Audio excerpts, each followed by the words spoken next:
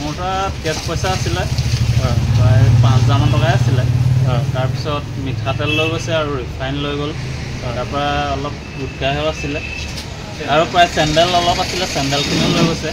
ইয়াৰ আলিমত প্ৰায় 5খনমান দোকানৰ তলা ভাঙিবলৈ চেষ্টা কৰিছিলে, বাকীকেইখনত সোমাব নোৱাৰিলে।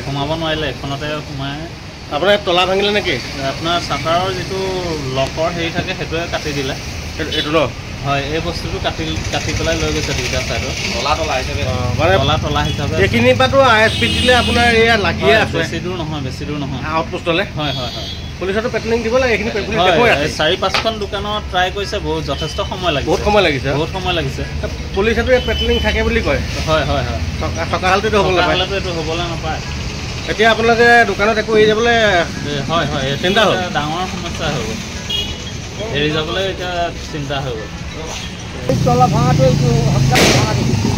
ভাঙি দিছিল ন?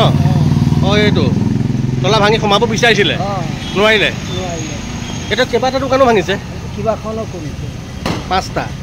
5খন ভাঙিছে। চবতে এনেকুৱা ষ্টাইলে কৰিছে ন? সেইটো কৰিছে